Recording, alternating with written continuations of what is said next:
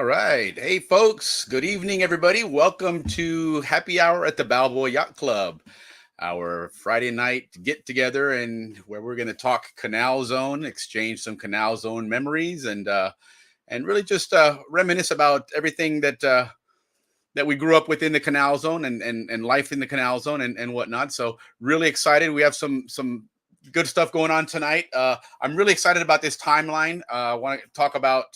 Sorry about my shirt here, guys. My green screen's acting up. But anyhow, we're gonna be looking back at what went on in the zone in 1964, what went on in the zone in 1974, 1984. So this is a 2024 and '04 year. We're gonna reminisce on some times back in the zone when we were growing up. And talk about what went on in the zone on the spillway in the newspaper, some newspaper clippings we're going to look at.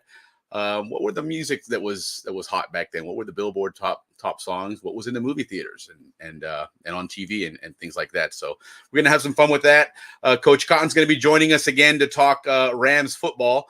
We're going to talk about how he got started with Rams. You know, Coach Cotton obviously has a history from the zone. He grew up down there on the Atlantic side, and then of course after joining the Canal Zone Police and moving to the Pacific side, he got into coaching and had a long coaching career with the Rams. So it's going to be fun talking to him tonight about that.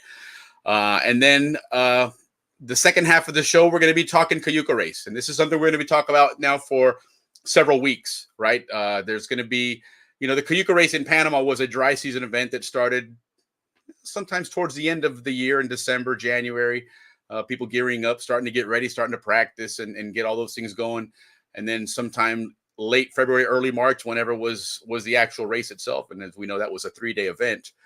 So we're going to have some fun talking about that. And again, we're going to stretch that out over several weeks so that we can share some really fun stories, some cool stories on things that went on, practicing. I didn't do it myself, but I know, my brother did it one or 2 years. And of course, a bunch of my friends did. And it was funny to see some of these guys dragging into school in the morning after having to get up really early to go paddle. So it's going to be fun talking about that as well, right? So, but let's go ahead and get started and talk about, this time machine, right? I want to share some memories of Panama, what we did down there, and what it was like growing up down there. What was on TV, what was in the movies, what was the music that was hot down there. So we'll go back to let me back this up. I'm a little out of order here. 1964, right? Let's look at 64 and some interesting stories there that were in the spillway.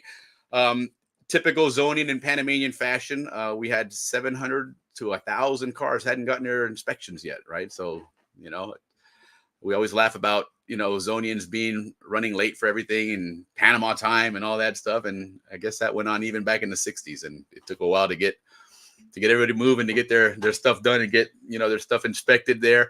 There's an interesting article. They were talking about the ferry, 64 now. We'd have about 2 years of the Thatcher Ferry Bridge, the Bridge of the Americas was open. And so now these ferries were no longer needed. And in this case, they're talking about the ferry moving to Ecuador to do some work down there, and that's where that ended up transferring. Interesting enough that on the article there, it does mention some of the names of these ferries on here: Presidente Porras, Presidente Amador, and everything. So it was kind of cool that they had names of the presidents. I didn't know any of that stuff because I was born away after the ferries were now gone anyway. So all we know about it is those wooden pylons down by the college there. By the Bujillos back there and whatnot, but that was kind of cool article to see there. There was also an interesting article there on baseball, right, in high school there, and Jim Riley, Balboa High's ace lefty, came within one strike of pitching his third consecutive no-hitter, no-run game. That's kind of cool, man. I pitched, so that's kind of a cool thing there. It was fun to read that story and then read some of the names thrown around there. Ken Anderson hit a single to center with 2 outs in the top of the 7th, so almost the end of the game, to break that bid for a third straight no-hitter. But that's pretty impressive. 3 straight games of allowing 1 hit total, right? And so we're looking at, in 64, then the standings in high school at this time, which was, again, this is February 20, 2nd, I believe, was this issue that came out, the Friday issue. And Balboa High School only had the one team, BHS. It wasn't like when I went to school, which was Red Machine and Bulldogs. 4 wins, no losses, right on BHS. And then Cristobal High School, 3 wins, 2 losses. So they're a game and a half back. Canal Zone College, 1 win, 2 losses. Look at that. Come on now.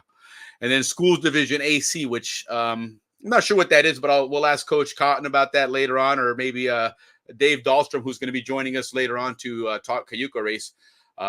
We had a great chat last night, and turns out he's quite the historian on the Canal Zone. So maybe I'll ask him where that whole AC Schools Division was. But I had heard about it a little bit. I'm just not too familiar with it. And of course, this week coming up, back in 1964, Balboa High School, BHS is going to play the Canal Zone College, and hopefully they ended up 5-0 after that. But that was some cool stuff there, right? Some interesting tidbits of what went on in our schools and in the Canal Zone for us. Looking on TV, interesting, of course, that SCN TV back then was 4 p.m. to midnight, and then we looked down on Saturdays, and it was at 1 p.m. So I guess if you work for SCN, you had it made, man. You get to sleep in every day because, heck, they didn't get started until afternoon on any of those days there. But over time, that they started adding more hours and whatnot. And then, of course, towards the end of everything, the Panama station started adding more stations of their own. And then they came out with their famous pirated cable TV. But, we had our limited TV coverage there. I know for myself, going back in the 80s, if you guys remember the tape clubs, we had the big tape club at Diablo. But there was a couple other ones. I think Jim Reed had one up there by the police station, maybe across the street from the Paynes in that area there.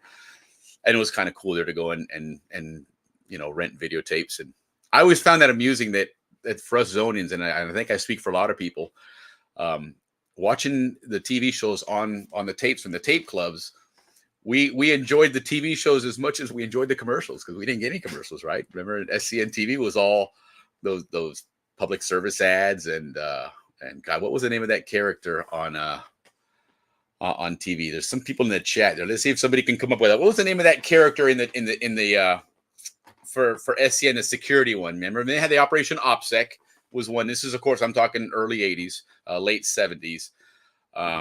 Lucky Larry, wasn't it? Something like that. But anyhow, so at the tape clubs, of course, we'd go and watch the commercials, man, because they were kind of cool. I know when we went to the States on summer vacation, even then you like, even the commercials at first you kind of like, wow, that's cool, because we didn't get to see that stuff in the zone. So that was kind of neat, right? That was some cool stuff that happened in the 1960s and 64 that we saw in the zone on TV. In the music scene, right? What was the number one song in this week on Billboard? It was I Want to Hold Your Hand, the Beatles, of course. Early 60s. Who wouldn't be surprised by that, right? Who else? Beatles were number 2. She Loves You. Dawn, Go Away. The Four Seasons. I'm not sure that song. Maybe we'll have to pull some of those songs up one of these days and play them. But kind of interesting to see where the music was back then in the early to mid 60s. It still wasn't quite, rock and roll and pop and all those other things, or disco for that matter. But that's what the music was playing in the 60s. Hopefully some of you guys remember that stuff, and maybe you can reminisce about sitting on the causeway, watching the sunset, listening to I Want to Hold Your Hand by the Beatles or something like that, right? Or you were going to the movies, right? Remember the movie theaters? We had, of course, the Balboa Theater, which is and that place is still there. It's amazing that they've, I think it was Ralph Furlong the other day mentioned to me that it's still there. It's still has the same carpet and everything. It still smells the same, which I don't remember what it smelled like, but I'll take his word for it. But that was a cool place, the Balboa Theater. That was iconic. And then, of course, towards the end, when we were able to go on base and have access to the commissaries and everything else from the military, going to all the different movie theaters in there. I remember Corey Heights. You could drink beer. They had a fridge there. You could buy beer and drink it, in the movies there. Of course, there was no AC either. That was the flip side of that, which was kind of brutal in Panama sometimes. But in the 60s, in 1964, if you were going to go to the movies, you had your choices. We had the Black Tulip, 7 Days in May. That doesn't ring a bell either. Dead Ringer, maybe does. Man in the Middle. Okay, that one does ring a bell for some reason. If anybody knows anything about those movies, you want to throw something in the chat, feel free. But they're not anything that I'm familiar with. But I guess maybe just stayed home and listened to the music, right? Or watch TV. Of course, you couldn't do that till after 4 p.m. But and then, of course, at midnight, when the Star Spangled Banner comes on, it's time to go to bed. So here we go. But that was 1964 in the Canal Zone. Let's fast forward 10 years to 1974. I was going to have another guest join us. He couldn't make it because he's got some travel commitments tonight. But reading through some of these articles, and we definitely are going to have him on. You look at that picture there on the left. That person sitting there collecting the ticket, the conductor, the junior conductor there, is none other than Eddie Dolan. Yes, Eddie Dolan. His dad was a police officer in the zone, and that's actually his grandfather, who was the senior conductor for the Panama Railroad. And so this is something Eddie would do on Sundays, and I was like, wow, that's really cool. I bet I had no idea, and I've known Eddie for a long time, like most of us have. I bet a lot of you guys didn't know that either. But I thought that was kind of cool to see that. I reached out to him and I said, hey, I saw this article from back in 74, and I wanted to chat with you about it. He goes, yeah, sure, I'd love to. So he will definitely be joining us for that one day, and that'll be a kind of cool conversation. So I'd love to hear what that was all about and hear his story on that. There was also an interesting article there. There was one that shows the Boy Scouts crossing the locks, and these are Atlantic Side Boy Scouts. And again, guys, I want to start getting some Atlantic Side content. So put the word out. And if any of you guys were former Atlantic Siders as well, definitely reach out and help us bring some Atlantic Side content here. I actually lived on the Atlantic Side till I was maybe a year old. So I certainly don't remember anything from that side. I always consider myself a Pacific Sider. But yeah, we'd love to help get you guys on here as well. So anyway, so Atlantic Siders, they got to take a tour of the canal. That's kind of cool, walking over the locks and stuff like that. And back then it was like, that's kind of cool. Maybe you got out of school that day or whatever the case was. But I bet a lot of those kids growing ups now can probably tell people, hey, I've walked across the Panama Canal, So that was kind of cool. Cool picture there. And then an interesting piece here on vacancies. And to me, what stuck out, and again, remember, this is 1974, but if you look at some of the pay rates there, it's like, gee whiz. But obviously the cost of living was much lower back then, but God, the hourly rates there, $1.60, and then of course you're hitting the big time. If you're a heavy mobile equipment mechanic, you're up to $4.82. And so, yeah, buddy, you're making some coin there. But it was interesting to see the different vacancies, and this obviously was before the treaty. After the treaty, things were different. Hiring was almost in hiring blocks, where you'd start and see some departments get eliminated and people were riffed or whatever the case was. And in a lot of cases, they would move them to other jobs if they weren't moving back to the States. So interesting to see what the pay rates were in the Canal Zone back in the mid 70s. I don't remember this on the Pacific side in 1974, the conserve water thing. Maybe it happened. Somebody else maybe remembers it and wants to bring it up or chat about it. But yeah, like apparently we had a drought, and which is funny that right now there's a big drought in Panama, and you see it all over the news. I've seen quite a few articles talking about the Panama Canal. Some of them even are asking the question: Is the canal done? Right? Is the whole water situation not fixable? I'm not sure. I'm not necessarily agreeing. I think we're just in a real dry spell right now, but like we were in 74. And so they're doing things to conserve water. I know the new canal recycles a lot of water, so I'm sure that probably helps. But that was kind of cool, because again, I don't remember any water conservation drives. I don't remember being told by anybody, hey, turn the hose off, or don't water, don't wash cars, or any of that stuff. But apparently happened, right? And then we look at the TV, right? What was on TV in 1974, in February of 74? Again, TV, actually, they're getting a little bit earlier now, right? They finally got these guys up a little earlier, it looks like. Actually, not really. Well, about an hour, right? Weekends is still 12 noon, it looks like. But then on weekdays, instead of 4:50 or 5 o'clock, they're on at 3 o'clock. So cool. So we got a little bit earlier TV then. For what it's worth, I remember watching TV in the Zone like anybody else, but the truth is, in the Zone, it was we went outside and played.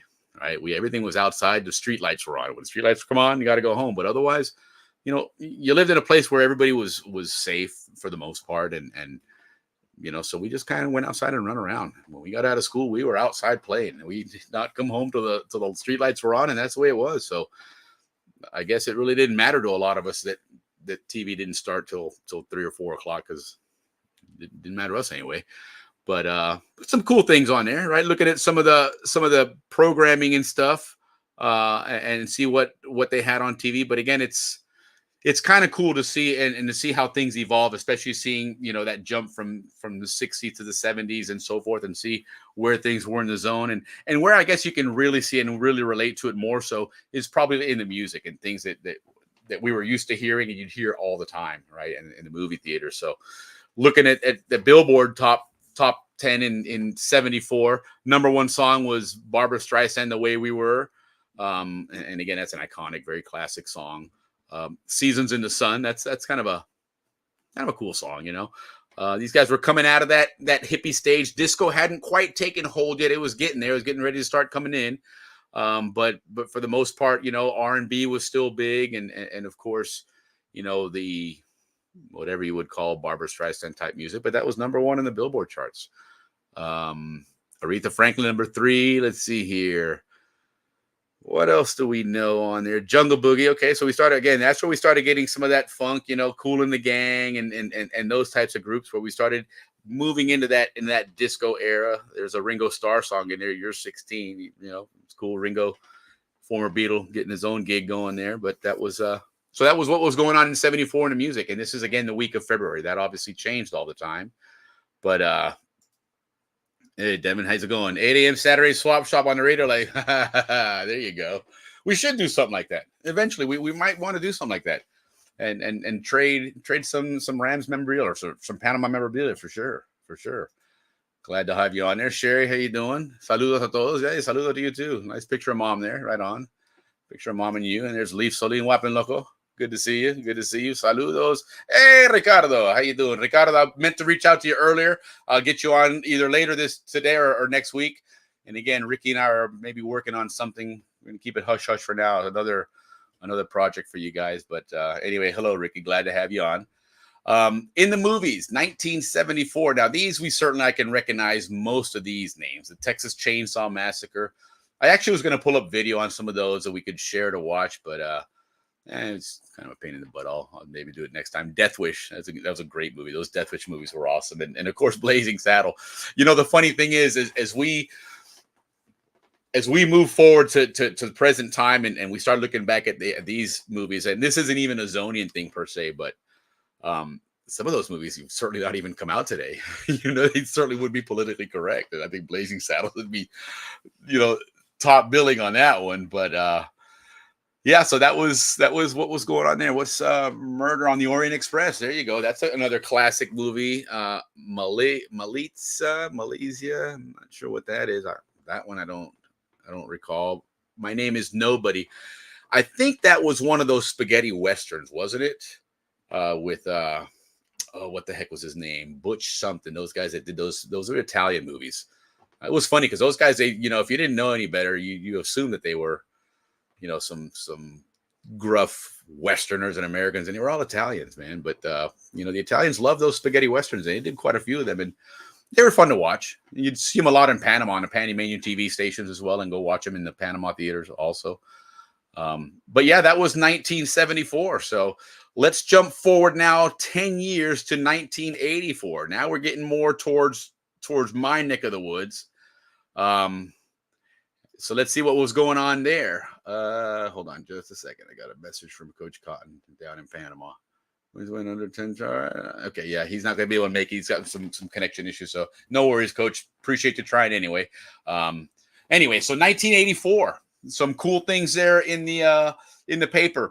No commission employees will be out of work with a RIF. So we were going into a slowdown. It was a federal government slowdown. It wasn't anything to do with the zone and the the treaty and the transition. This was more so just pulling back on federal government spending, and so they had RIFs, which is a reduction in force. But according to this article here, no commission employees will be out of work. So if they are closing your department, they were going to find something else for you to do in the zone, which was kind of cool because, again, 1984. Now we had started that transition and starting to move things from the United States over to Panama, and so little by little they were closing out those departments, not necessarily closing, and they were just replacing them with Panamanians, which was part of the treaty obligation. So, it was a interesting time, for a lot of, I imagine, especially for some late generation Zonians that have been down to 2, 3, 4 generations, 5 generations, that may have been even a sadder time because this was their life for themselves and all of their family. They weren't going back home to the United States or returning to the United States per se. These, a lot of these folks had their parents and their grandparents, and in many cases their great grandparents were down in the zone. So that was home for them in the purest sense of it. So that was an interesting time, the 80s, especially, the mid 80s and whatnot. Interesting picture there. I don't know if you guys see who's laying on the bottom there. That's Coach Bales, who's quite a thespian. I know this past reunion in last July in Orlando, they had quite a presentation there and got a lot of great reviews. And I know he's always been involved in those things. So that was kind of cool to see that there, to see that picture. Of course, Spillway, it was not exactly HD quality on the pictures there, but it was still fun to see, And the other thing, for what it's worth, guys, every time you see the people's phone numbers, that's always kind of cool because we always had the smaller numbers we didn't have, except towards the end there. Right? I think it was late 80s, maybe early 90s is when they started adding the 3-digit, local codes that became 252 for us, and then the phone number. So does anybody remember their phone number in the zone? If you do, throw it in the chat. Let's see who remembers their phone number. Don't worry about it giving it away now. Nobody's gonna call you to check on your warranty or anything like that. But I don't remember my. Actually, you know what? 52. No, I have no idea. I don't know, Sherry, if you're still on, if you remember our phone number, or if Scott, if you're on, anybody, I don't remember it. I remember our post office box, P.O. Box 2996, Balboa Canal Zone. I do remember that. That was kind of cool. All right, Lori, what do you got? Do I remember that phone number? I think I do remember that number, 52661. All right, everybody's got Lori's number now. Go ahead and send her a text and let her know what's up and all that good stuff. Dave Dahlstrom, 525776. Right on. Yeah, I don't remember my phone number. Honestly, God, I really have no idea what it was, but that's cool that you remembered that. Right on. Put it in your send it somebody as your contact one day. They'll be like, huh, what the hell? But that was kind of cool. And then the last picture here, it shows one of the miter gates that's being floated back. In this case, I think it's on its way home from the dry dock. So it's been repaired or been refurbished or whatever, and they're floating them back. That was always kind of cool to see. That was impressive. This whole canal was really, really well done. I mean, they, for the most part, it's stood the test of time, right? And it's done well. So to all those involved in that, kudos to you, man. Good job on that. So, but yeah, that was 1984. We, some issues with employment out there, but some fun times in the theater guild. And of course, repairs is always going on, maintaining the canal, make sure it's always operational, which is kind of cool. Movies and music, definitely a big change here. Look in the music. The music is pretty much all pop and rock and roll now, right? So 10 years after the 70s, where we got into the disco era, which was a short-lived era, but it was kind of cool, everybody makes fun of it, but when we were living in that, everybody loved it, I think, for the most part. But it wasn't something that was going to last long, for sure. But a big difference from the 64 music, right? 64 music was still a lot of, I don't know what you would call it, soft music, whatever the hell you want to call that. But in the 80s, I mean, Van Halen, that was a great album, 1984, and it was a great album all over the place. But I think in Panama, the fact that it had that song Panama in it was kind of cool, even though it had nothing to do with the country, but everybody loved that. That was kind of neat. Yeah, I mean, it was fantastic music. That 99 Luftballons, that was a kind of cool song. I thought that the English version kind of sucked. I think they just kind of forced an English translation that didn't work, but that was a kind of cool sng. Girls Just Want to Have Fun. Yeah, Cyndi Lauper. That was a cool tune. And then of course Michael Jackson. That Thriller album was amazing music. Kool and the Gang was still doing well. That was a decent album there. Joanna. Nobody told me. Oh, John Lennon. Okay, look at that. So there was still some. Oh, that's Julian Lennon. Is it? Yeah. Or is it? No, it is John Lennon, isn't it? Interesting. Let the music play. Okay, I remember that. Wrapped Around Your Finger. Yeah, The Police. That was a great album. That was a really, really good album, The Police. An Innocent Man, Billy Joel. Yeah, if my wife were here, she'd be like, she hates Billy Joel. I don't know why. She absolutely hates him. And I asked her why. She's like, I just hate his voice. I'm thinking, wow. But all right, whatever. I think Billy Joel's got some good tunes. But movies. We had, of course, Footloose. I'm sure most of you guys saw that. A lot of us won't want to admit to it now, but yeah, we watched that movie. Emmanuel 4. I don't remember that. I'm not sure what that was all about. Blame It on Rio. I do remember the name. That name. I recognize it, but I don't think I've seen that movie. Tenebrae. What the hell that is? And geez, I don't even want to. Let's just move past that one, right? BMX Bandits. I have no idea what that was, but certainly very 80s color scheme on that for sure. Dark Habits, I don't know what that is either. Angel, the Black Cat. So, okay. Not much going on in the movie theater then. All right. We stayed home and watched movies. It was the 80s. We went, video games were starting to get pretty big then. And of course, MTV and all that stuff had now hit, and we were getting some of that in Panama. I think by now, by the mid 80s, we were getting, whatchamacallit? Which was the channel? Was it like Channel 13 or something? One of those that came out, and I think they started playing MTV music, which back when MTV was really MTV, right? When they'd play music videos instead of all the crap and trash they play now. Demi Moore and Michael Caine. I'll Blame It on Rhea. Huh? Okay, yeah, there they are. Absolutely. I don't know who the other ones are. It looks like maybe Robert Blake, and I don't know who the other girl is there, but I have no idea what that movie's about. If you know what it was about, Devin, throw it in the chat. I have no idea. But that's what was playing in '84. So kind of cool, right? Some kind of cool things going on. Brings us back to what we were doing when maybe, music tends to do that a lot of times. You hear a song, especially a song you haven't heard often. You hear it a long time, and you're like, oh, I remember that when I was, where you were when maybe you first heard that. And oftentimes it was in the zone somewhere. So hopefully you guys get some cool memories there of what you were doing or where you were at when they played those. We listened to them on SCN. Devin, what was the guy's name? Wasn't it Jim Kresge? Was he the SCN guy? Yeah, we were at the Causeway. Heck yeah, we were at the Causeway, man. Any chance we got. Now, here's a trivia for you guys. You're going out to the Causeway. All right, you went to the package store to get beer. Who was the guy selling beer there? Because he knew everybody's name, and he never knew all our parents' names.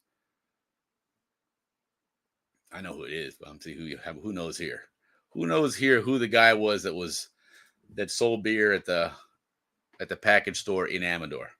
Really, really nice guy. Hey, say hello to your mom and dad. Hey, Mr. Benninghoff. It was cool. He knew everybody, man. It was a trip. It was Mr. Cheris. You remember that? Mr. Cheris was worked at the Amador package store. That was cool. I have some other memories of the package stores, but those were more of illicit nature, involving the buying and selling of potent potables of beer. Yeah, we used to do that. Not me, of course, but I heard about that. But anyhow, so that's 60s, 70s, and 80s. That was our timeline. We went back to it. If you guys want to add anything else to that, next week, if you have something in mind, again, guys, let me know what your thoughts are and where you want to go with some of these conversations and where we want to take things. It's kind of, in any direction. I just want to keep sharing and reminiscing about the Canal Zone. So two things real quick before we transition over, because we're going to switch over and start talking some Cayuga race. But before that, a couple of things. One, again, like we talked about last week, the society. Make sure if you haven't signed up yet for this year's society, make sure you join or renew your membership. It really is, honestly, for 40 or 50 bucks, it's a bargain. What you get out of it. You get that canal record mailed to you all the time, which is cool to stay in touch with people that way.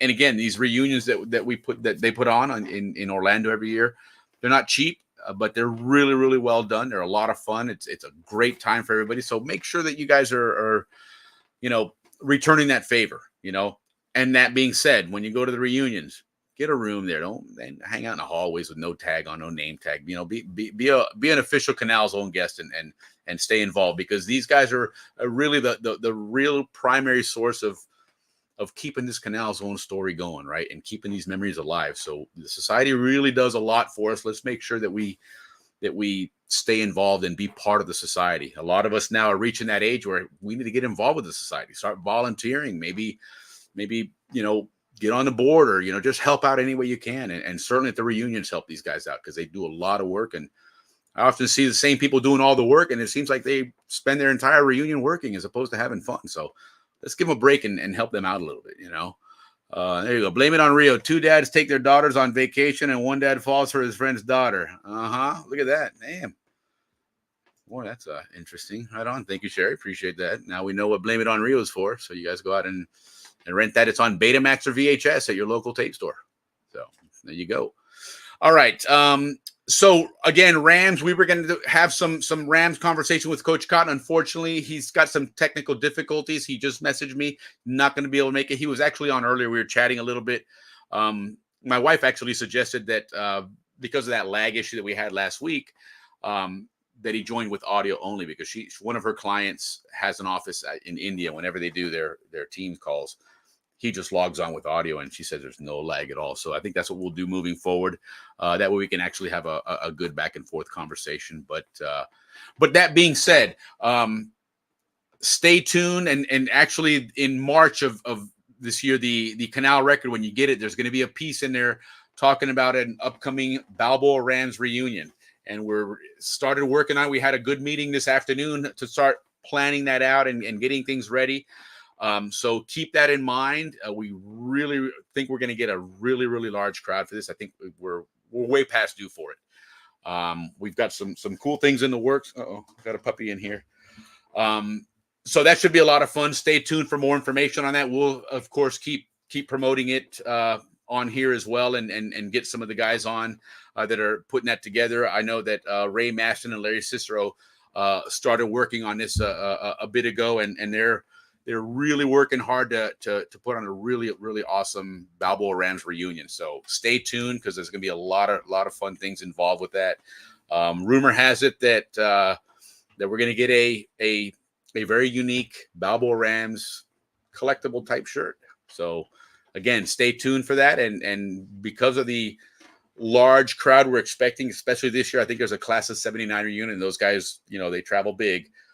So that'll probably fill up quite quickly. So be ready for it. Pay attention to it. And as soon as we start putting it out there, sign up. We might have something with tickets available for it to join in case it gets too big, which is a great problem to have. But anyway, keep that in mind. There's a Balboa Rams reunion coming up here at the reunion in Orlando.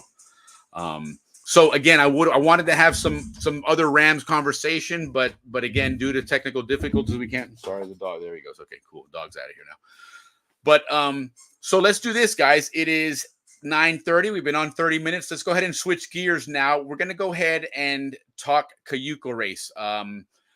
This is again something that was big in the zone. I mean, if there's some things that are unique to the Canal Zone and that Canal Zone experience and that Canal Zone story, the Cayuca race at this time of the year is front and center for sure. There was a lot of people doing it. So over the next few weeks, we're going to have quite a few segments on this. I would love to have some more guests join us. I'd love to have a crew that paddle together join us and talk about all those experiences and whatnot and what they've done there. But anyhow, let's go ahead and switch gears here real quick and get our special guest on and talk some Cayuca race. So stand by. David Dahlstrom, welcome to Happy Hour at the Balboa Yacht Club. And Thank you, Will. Thank you. Hell yeah, right on. That's quite appropriate at the Balboa Yacht Club to have a Panama Beer logo on your shirt. Heck yeah. Of course, yeah. Right on. So I put out about a week and a half ago. I put a notice out on one of the Facebook groups that I wanted to start talking Cayuca race, and started getting a lot of feedback and stories and memories. And then the one that caught my attention right away was your picture with the caption that said that we were sponsored by the Balboa Rams, and I thought, wow, that's interesting. I never heard of that and everything. So of course I reached out and said, hey man, let's talk Cayuco and everything. So welcome. Glad to have you on here. Thanks. Yeah, I saw you had done a show on Rams, and we were looking at Rams stuff. So I thought you might find that interesting because Yeah, not a lot of people knew that. for sure. No, it totally caught me off guard. I had no idea that the Rams would do something like that, and who were the lucky ones to get it? You know, how did that come about? Let's start with that, and then we'll backtrack to the beginning of your Cayuco career. Yeah, well, I'll probably have to ask Coach Cotton. I paddled with one of your highlights. At Dolan, when he wasn't conducting, he was Cayuca paddling. Yeah, but right. I started in '80. I was about 15 years old. Okay, wow. And the Rams were sponsoring a Cayuco, and they were looking for former Rams players to crew it. And the boat we had was probably about the worst Cayuca. It had number 30 on it, which means it's what it had placed in. Nice. Which is about as low as you could get. Which, hey, in one sense, though, you can't go backwards, right? You can only go move up. So. And I had heard that boat had never finished a race. Wow, right on. And it was, not all Cayucas are made the same. And this particular boat is called the Apparition. It had a really hard time staying upright. When you put it in the water, it listed to like the left or right, and it was hard to keep that boat upright. And I always remember, the story. One of the days of practice, one of the premier crews were out there, and they were laughing at us, and they say, "Hey, let us try your boat." And they got in the boat. They probably made it about 60 feet. And they went over. They couldn't keep it open, but it became really hard too because you're paddling, and when we're racing, sure, you go over, and you gotta unswamp that boat. And you're 30-40 feet of water. Sometimes it's not easy to do, but that's why we practiced. Yeah, no, for sure. So going back to your start now, so they approached you guys to paddle in a boat. Had you ever thought of paddling prior to that? And is that something because again, like for me, I never paddled, and in all honesty, and nobody ever offered me. Shame on you guys. No, nobody ever did, and I probably would have been like, I don't know, man. No, I had never paddled. I'd never watched a race. I had heard about it. Some of my friends,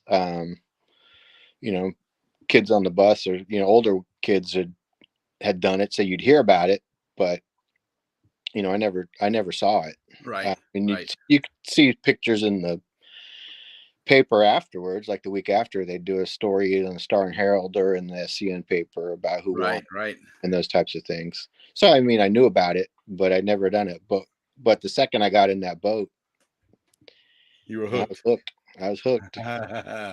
Yeah, no, like I said, that was something I had no desire to ever do that. I don't think that I know my brother did it, it's funny because now if I sleep till 8:30, I feel like, oh my God, I slept in. I am just a morning person like nobody's business. But back then, forget about it, man. There was nothing I would ever do to get up in the morning. I sure as hell was not going to get up in the morning in the dark and go and get in the water and start paddling. Hell no. Well, we, I lived in Ancon, and my other crew members, Kevin Anderson and Ed Dolan, they lived next door to each other in Balboa, and then Brad Erickson lived. He lived in Balboa too, on Barnaby, didn't he? No, off of Empire Street, I think. Oh, that's right. They did move there later on. Yes. By the police station. Yes. But we all played baseball, and dry season is baseball season too. Yeah. And so Kevin and Eddie played on the same team, and I played on Conejos, and Brad played on Pumas. So it was hard to practice after school because one of us was always playing baseball, and we did practice 3 in the Cayuca many times. But well, yeah, and you're right. Fast Switch there was only what, 5 teams, so you were playing twice a week, and then Right. And being on different teams, there's always one of your crew members was going to be playing Pretty baseball. much. That Yeah, pretty much. So I would get up at 4 in the morning, ride my bicycle from Ancon, go over to Kevin and Eddie's house, and then Brad was supposed to meet us there, by like 4:30 in the morning. And sometimes Kevin or Eddie weren't awake, and you'd have to find some pebbles and throw it out the window and try to get them to wake up. Yeah, you got Because to be the cell careful. phones didn't work, and you couldn't No, right. climb up the wall because they put broken glass on the top of it, so people didn't go in the Yeah. house. So, but we'd ride. When we did get up, we ride out to Diablo, to the spinning club area, and there was a shed where we had our Cayuca on a trailer. Of course, none of us were old enough to drive. And Right. it's pitch black, at 4:30 in the morning, That's and insane. so we'd have to pick the trailer up. Someone would grab the front end, and the rest of us would push it down to the end of the spinning club where we could launch the boat. And we get in the Cayuca and paddle up to Miraflores Locks, in the pitch dark.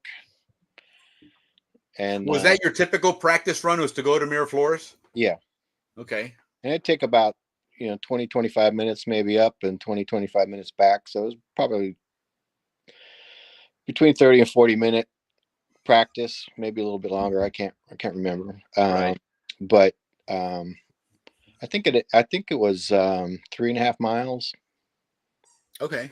up there. So um, It's funny you mentioned that, because especially now living in the States, the zone is, to us, especially as kids, I mean, everything always looks bigger anyway. But afterwards, when you look at it and you've grown up now, and maybe if you left there and you realize that, God, the zone was tiny in the scheme of things, and so, for me, the thought of going from the spinning club in Diablo all the way up to the Miraflores Locks is like a long way, and it's only 3.5 miles, man. That's almost like the length of the causeway. right. But it was dark. You'd have to worry about the tugboats, pilot boat Right. stuff going there, and we didn't have lights on the boat. No And cell phones to turn your flashlight no, on. yeah, I don't think we even had a flashlight that first year. They made us Wow. put flashlights and take life preservers later on, but yeah, That's you'd so be out funny. in the dark, and I think every once in a while they'd put the spotlight on you. They'd see you out, and they'd you know, but it's kind of eerie paddling in the I'll bet. middle out there, and no light, and then having one of these tugboats coming by, and you're between the buoys and the shore there, trying to stay out of the way. Sure. But you But can hear them rumbling, but you're praying to God that they know you're there, and which obviously they yeah, probably didn't, but they just would be on the look. I'm assuming that they probably were briefed and told, hey, it's Cayuco season. Be on the lookout for these guys. Are going to be out in the mornings for the next 2 months mhm. or whatever. Yeah. So then we'd go back, put the boat on the trailer, push it back to the storage area, ride the bikes back, and Ed had to catch the bus to Corundu, and you know then go to school. And if we could practice after school, we probably didn't do that many afternoon practices. Probably a lot more morning practices. Right. Right. And it probably we started um, probably mid late January, and then the race was always the week before Easter. But yeah, so we practiced. We did a lot of swamping, and you got to learn how to turn the boat, because they don't necessarily turn that easy, and you all got to. Where were you on the boat? I was that year um, I was second seat. Okay. How did they determine that? How did you guys determine who's going to be where and whatnot? Well, um, it depends. Because Eddie was probably our smallest guy, but he was in the back steering. Right. Um, Does but that make sense to put the smallest guy to steer? Is that a well, strategic thing, or I don't know, because I paddled in another year with Wonka Zorla, and he was the biggest guy, and he Right. was in the back. Okay. But the guy in the back and the guy in the front are the ones that are steering. You don't necessarily use it at like a rudder, but you would draw in, Okay. adjust your stroke Sure. to get it, and of course you're switching every 10-20 strokes Right. anyway. But so the guy in the back is is looking at maybe the boat's going a little bit to the left, so you stay on the paddling on the Sure. If you're left saying like going side to a little paddle with bit. the other side to start drawing back over. Yeah, and so Okay. so that was Interesting. so I guess whoever felt like they needed to be in charge was in the back. Now, when you guys started, the crew, it was you, Eddie Dolan, um, Kevin Kevin Anderson, Anderson, Brad and Brad Erickson. Erickson. Now, when you joined, had any of those guys paddled before, or were all four of you new? We were all brand new. Wow. Okay. So it was trial by fire a lot. Trial by fire in a brand new boat that didn't float. Right on, man. Geez, I ain't betting Yeah. on you guys. Hell, I ain't betting on you guys now either. But wow. Okay. Interesting. But I think we ended up coming in 16th. Okay. Okay. Well, respectable Yeah, we considering finished. what you were working with. Yeah, yeah. You know. And, So what was the biggest learning curve? Would you say for a new crew like that? They had no idea what they were doing. oh God, I mean, it's just I had paddled canoes before, so I mean, I kind of knew what I was doing. But I guess it's just the endurance. Yeah. Um, going up to Miraflores and back, after you do it a couple of times, piece of cake. But Right. when you do we did a practice. One of the Saturday we did a practice from Atlantic side, Gatun to Gamboa. Wow. That's a 3 hour, almost three to Sure. 4 hour paddle. And in that year, the dry season winds were fierce, and the Banana Channel was big waves. Yeah, I was gonna say very, very So choppy. so it was, that was probably, I remember, my biggest learning curve when we were paddling outside of Diablo. It's very calm, So except when the tugboats went by. right, of course.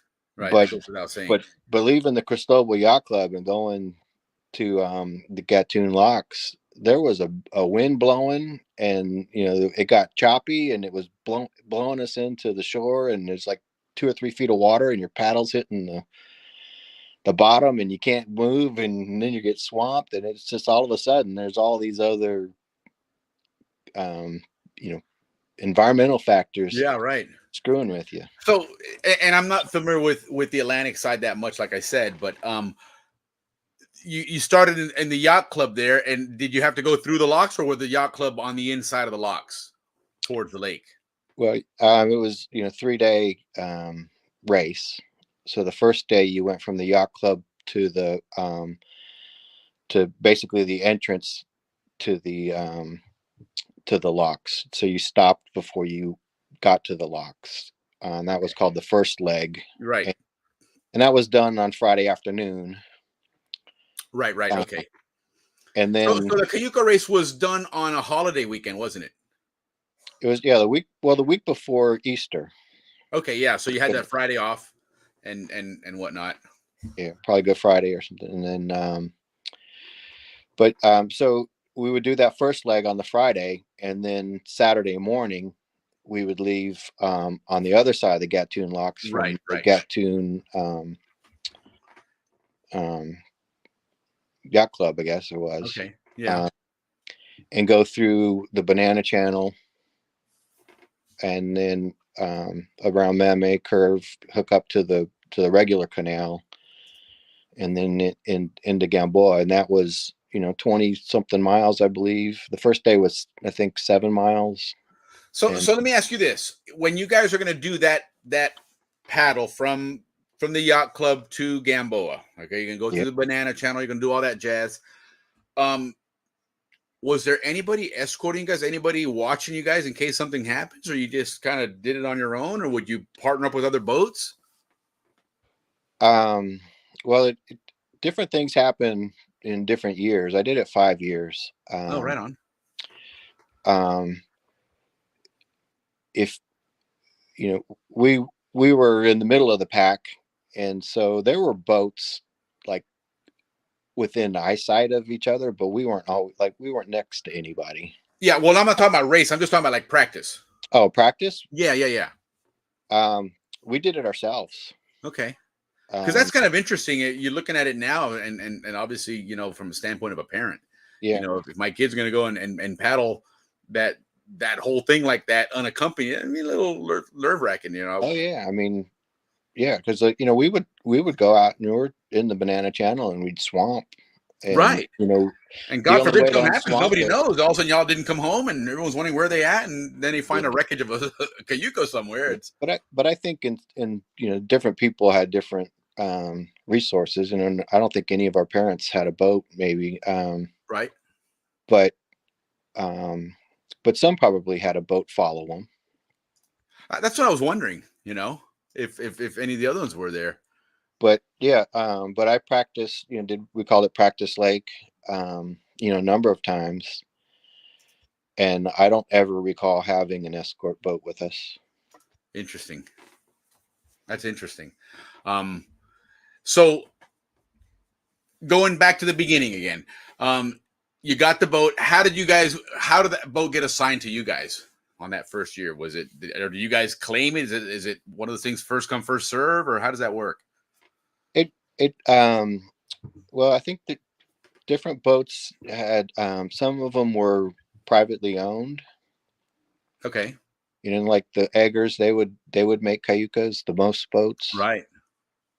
and I think the Due Process was privately owned, but they were also claimed from more experienced Right. crews and stuff. But Sure. I do recall, I don't know how the apparition got assigned to the Rams, but it was probably, you want to sponsor a boat, here's your boat. Right. Here you Um, go. but I do remember my second year, um, I went to a storage shed in around Mariflorus Locks with Mr. Robinson, Okay. who was in basically charge of the Explorer Scouts and did a lot of Right. coordination for the Cayuca race. And there was a shed, and it probably had 20 different Cayucas stored up in the rafters. Wow. And I just remember him assigning us, the situation hopeless. This is yours. You're like, ooh, great. Yeah. And which was a completely different boat from the apparition. I mean, Right. you couldn't swamp that boat. If you I mean, you could tried. you could stand up in it and do it. You also couldn't turn it, so and it was heavy, heavy, heavy. Oof. So all these boats had different characteristics. So obviously some of the boats that always won were much better Yeah, boats. for and sure. For sure. and even the apparition, it was very narrow. That's what made it tippy, and the sides were high, so it would rub the inside of your armpits Oh, and stuff. wow. Okay. So I remember before practicing, having to wear knee pads, uh, Right. and having some type of padding for your butt. And then we got neoprene, so these little squares of that black neoprene, Yeah. like half-inch or neoprene. And we're like, oh man, we're in heaven now. We can put, and then getting like adhesive, epoxy, glue, and trying to glue those things down, and then you go out in the salt water, and it would just detach. Right. Yeah, I'm So sure. then you were trying to make sure that it didn't float away, and um, so those were all the different types of things you did in practice. You just kind of realized, one, you got to build up calluses Yeah. in your arms. These paddles weren't. There were a lot of them were homemade. A lot of folks got them through wood shop class at like Corundu or Balboa High School would make paddles, and Yeah, I so remember that in woodshop we would do the paddles. and they were, That was pretty cool. so so there were, you that's, why you practice a lot of it, just to bring up your endurance and get familiar with, racing. But race day was always a little bit different with all those boats Oh, I'm sure. next to I'm you. sure. And I've got some stories about some catastrophes being next to other boats. Um, but we were talking about the different legs of the race, and the first one went from the Cristobal Yacht Club the to the front of the locks, and then the next morning we put the boats in the water on the other side of the locks, so we never went through Gatun locks. And then the second day, from Gatun to Gamboa, to the dredging division, and then the next morning, so it'd be Sunday morning, we would go back to the dredging division, and we would race to Miraflores, and then have lunch, and then they would put us as a group into the Miraflores locks, and we would lock down as a group. And then after we got to the Miraflores Lake level, we would race from there to Pedro Miguel and do another lockdown as a group. And then when we got to sea level, it was a race to Rodman, Right. I which was remember that. basically our practice route. But So now, back to the boat. You guys get the boat. You realize you have a piece of shit, and you got some work to do on it. mhm. What was that like as far as prepping the boats? Because you see a lot of pictures. People had boats on their stands in their backyards, and they're always Yeah, sanding them and painting them and all that stuff. So what was that yeah. all about? What was that Well, about? yeah, I don't recall what color the boat was when we got it, but we're Balboa Rams, so we had to, Yeah, blue right and on. silver. Um, but that's we had, the Rams sponsored, and one of the things that the sponsor helped with was, when you needed supplies like to buy paint, epoxy paint, um, and to buy it, the glue for your neoprene, or to buy your paddle, or to you know I guess gas money. Um, Right. Sure. but um, but I remember going over to Brad's house and using the belt sander, taking the paint down, get it, and then painting it. We painted the boat was silver color, so we painted it all silver, and then we contracted with um, Edgar Walcott. Okay. He Yeah. was a I remember him. student, and he was, a very good artist, Yeah. and so he did a graphic for us. He did the names, and then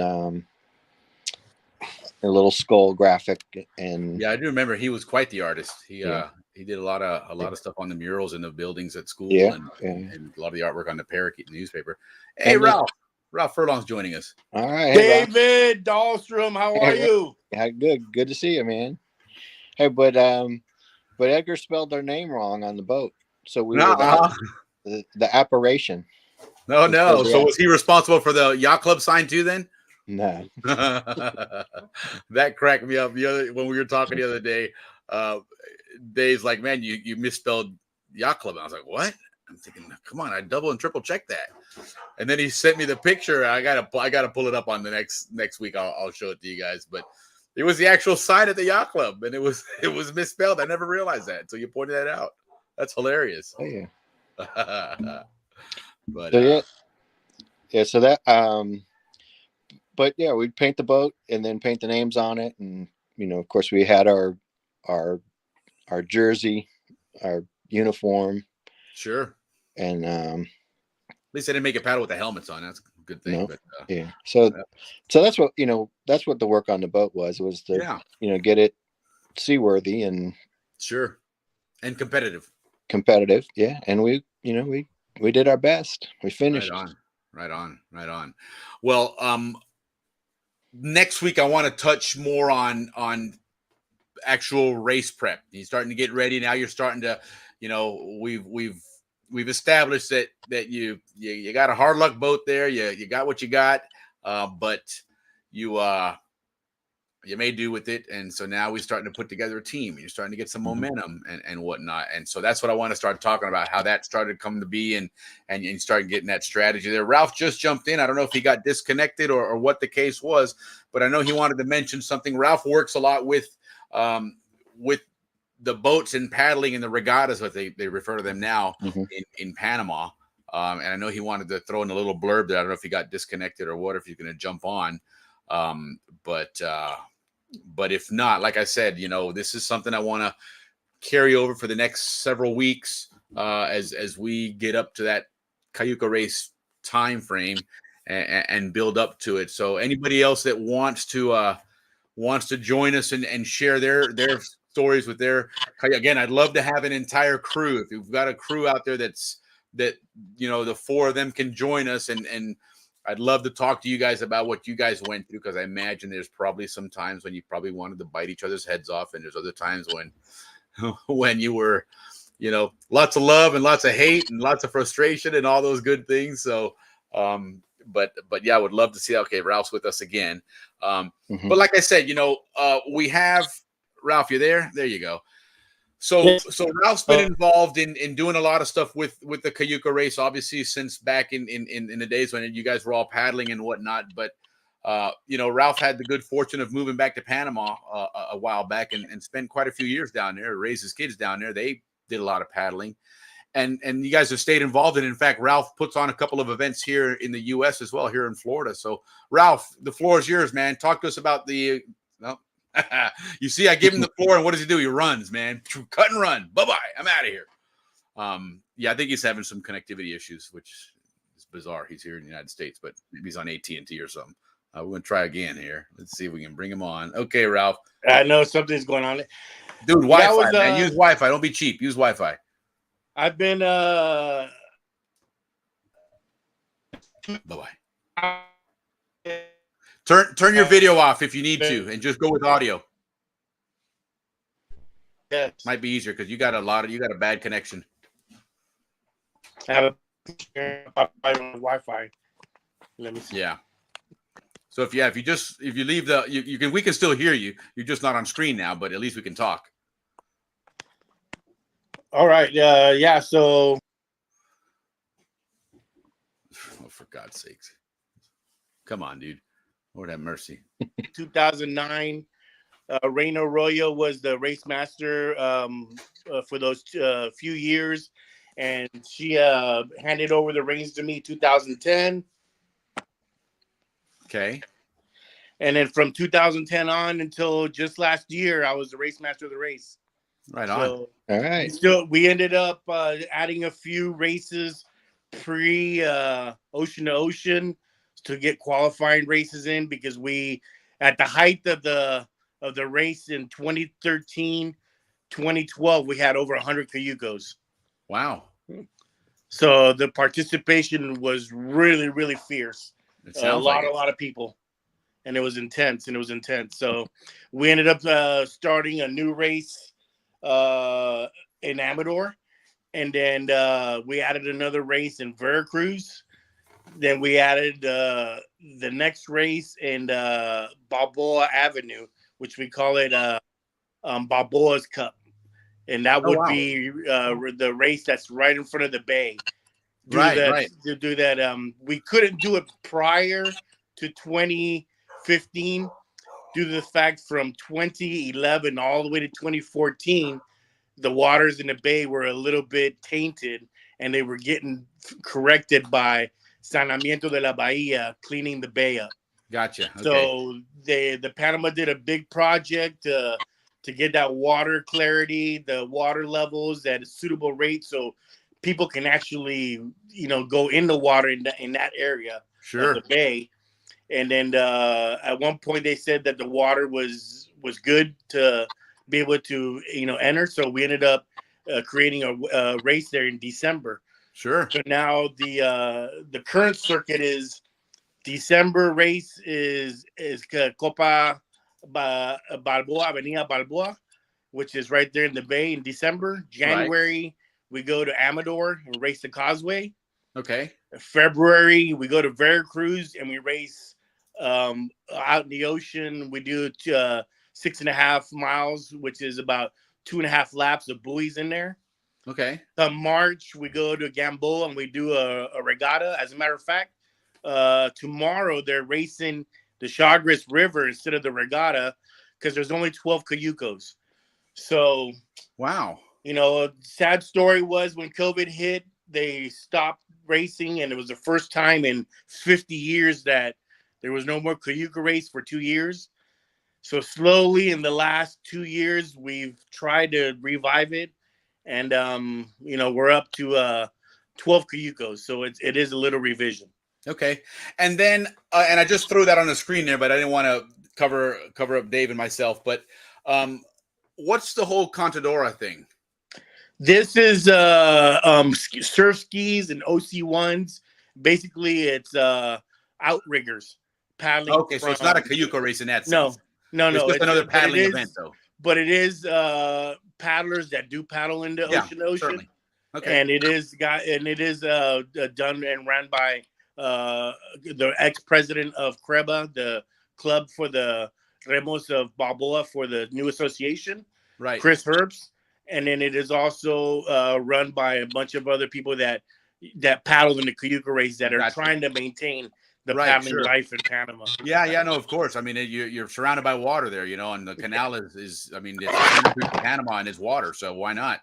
Yes. And then here in the States, you've done a couple of things here in the States. You've done some stuff here in Sarasota, and then you did some in right here in Tarpon, Lake Tarpon, didn't you? Yeah. Last 2 years ago, we did an event in Tarpon, and we raced. We had 3 cayucos out there for the Panama Canal Society picnic, and then we're going to intend to probably this year that's coming up here in next month. They're going to have another society picnic, and we're going to probably get 2 or 3 cayucos out there as well. Oh, right on. We can have just a little paddle like by, let everybody see the cayucos, take pictures. It's pretty neat for the society members to see the sport up here.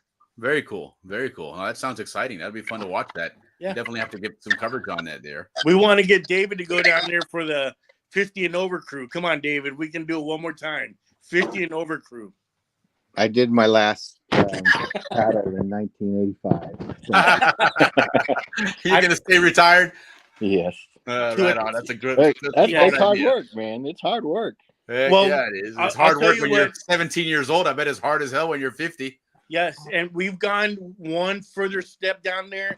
Is that we not only did we divide it from having the youth class, the open class. Now we have a master's class, and our master's class is 45 years and up. So the opportunity is there because the younger generation from the gap of 20 to 45 are really, really competitive. So to have a chance for the older generations that still want to paddle, we created the the master class, 45 and over, and that gives the opportunity for that class to excel, to win some trophies and prizes also as well. Mm-hmm. Sure. Well, they can throw a little motor on it back too, don't they? Well, we have now any boat that's over 21 years old or participants and 21-year-olds can have a rudder. Get out of here. Yeah, so everybody can have a rudder. You can put on a surf. Look at Dave. What do you think, Dave? Give me your thoughts on that one, because you didn't give me a look of approval there. No. I in my 3rd, 4th, and 5th year, I was this in the stern and didn't use a rudder. Right. Yeah, the youth class does not allow it. So, like you're saying, when we paddled 15, 16, 17, 18, 19 years old, you're not allowed to use the rudder. Mm-hmm. 21 years and up, which is the open class, the long, remember the slave galley? Yeah. Slave galley had a big giant rudder in the back. I would think that 21's still awfully young for that, though. I would think that something like that, you put a rudder on it, you got to be like 30 and above or something, man, because 21, I think you're just as capable as a 15-year-old. Hell, in fact, but the category for youth is 20 and under.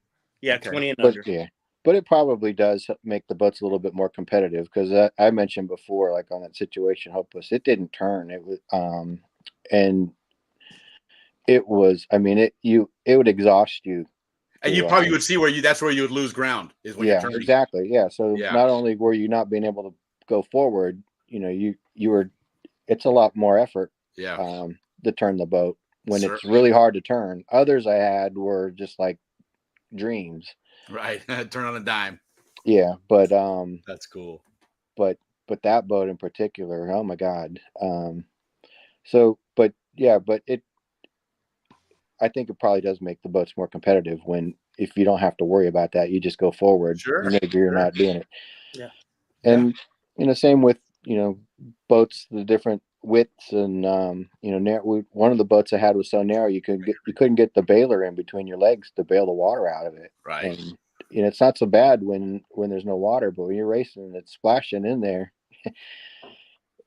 you can't paddle with a boat half full of water. You're not going. No, heck no. I mean, water's heavy. People don't realize it, man. That's sinking the boat and slowing it down. And one or two guys running the bailer, you're not going fast. Right. Yeah, you're cutting your horsepower down in half, in a sense. And David, you know that a lot of the guys, when they're paddling and the guy in the back sticks his paddle in the water to rudder, you're screaming at that back guy, "Don't rudder! Don't rudder!" Yeah. Right. Yeah. Exactly. Right. Yeah, that's another reason not to rudder, because it would just slow you down. And you can feel that, huh? As soon as they put that paddle in, you can feel it slow down. Yeah. Well, I can remember one year paddling with Juan Cazorla. He was in the back, and he was our the biggest guy. But when he stopped, it was like a anchor. But you never wanted him to stop bailing, stop to bail. But right. But yeah, that guy was like rock, man. I mean, but the water probably went back in the boat because he was the heaviest. Right. So sure, you're a little lower on the back. Yeah. That's funny. Yeah, all those are all things that because I can remember one year being in a boat, and we're out towards the front in the cut, and then we start filling up with water. Right. And the boat behind us catches up, passes us. That's got to be frustrating, man. Ugh, and it's not because they're faster. I mean, it is, but it's the boat. Yeah, the boat performance for sure. For sure. Well, listen, let's do this. Let's plan next week to talk some more on technique. When y'all started learning your things, Ralph, get some of your paddlers out here on your cruise if you can find them, and get a couple other crews out here that we can talk to. Again, guys, we're gonna build up to the race itself. That race will probably be 2 episodes itself anyway, because I imagine if we get enough people on, we could probably talk about the lake and spend damn near an hour just talking about that adventure. But yeah, let's save some of that good stuff for the next upcoming episodes and keep that in mind, guys, for that. And again, this is that time of the year that we're getting into that Cayuga race season, that paddling season. Everybody's out there doing it. I did download some video from I did find that one from Blair. I'm going to reach out to Blair, but also there's an SCN. I think it was the 1989 Cayuga race. SCN did a 25 minute show from start to finish, and they covered the whole race. It was pretty cool. So maybe we'll put that one up and kind of critique it or look at it and comment on some of that stuff in different sections of the race and talk about that stuff. So again, guys, anybody else out there that wants to join us and wants to talk about their Cayuga experiences, we're going to be doing that over the next few weeks. So please share them. If not, and you want to just throw something in the chat for us, join us and throw something in the chat there. Next week, we'll do again some more Balboa Rams. We'll have Coach Cotton join us, hopefully get those technical issues taken care of. And we're going to start talking again, that Balboa Rams reunion that's coming up in July at the Canal Zone reunion in Orlando. Hopefully we'll have Larry Cicero and Ray Maston on that are helping put that together. They've been working on it for a bit, and we're getting some really good traction on it. So I'm really excited with what we're going to do with that. So we'll keep that story going, and look at some other stuff. Again, maybe look at some articles in the spillway and see what was going on back in the zone and relive those memories. So Dave, thank you so much. I really appreciate it. Again, like I said, guys, Dave and I had a chat the other night, and this guy is the Zonian historian, man. He really is. This guy Good. knows. I don't know what the Balboa AC is. Okay, well, we're gonna find out then. I'll get Coach Cotton on that.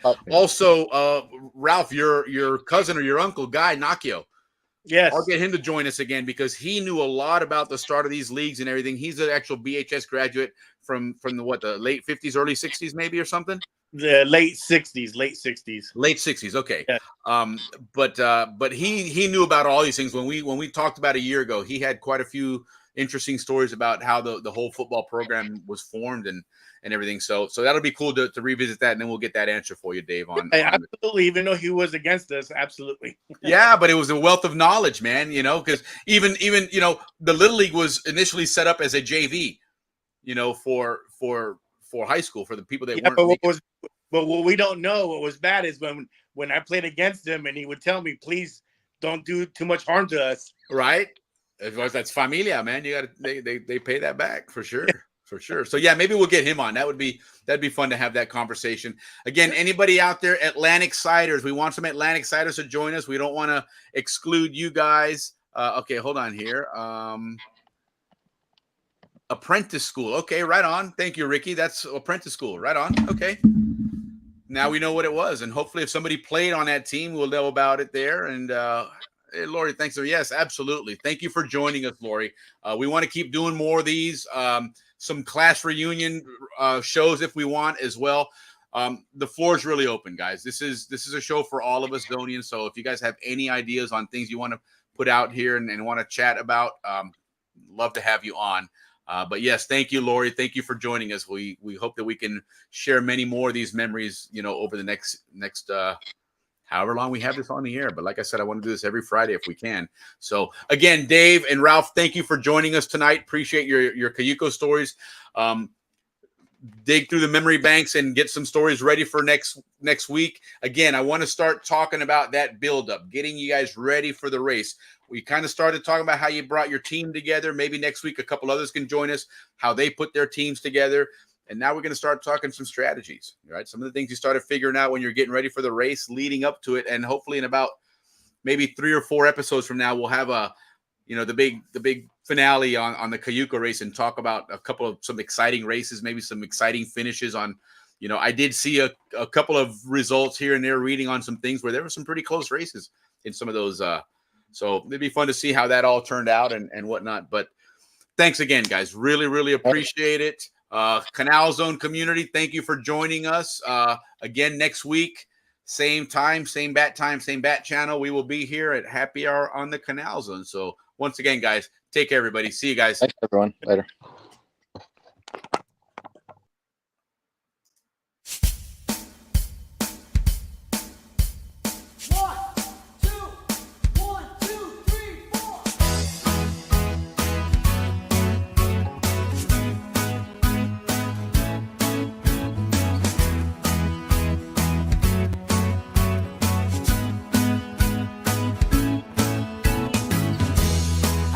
Get up.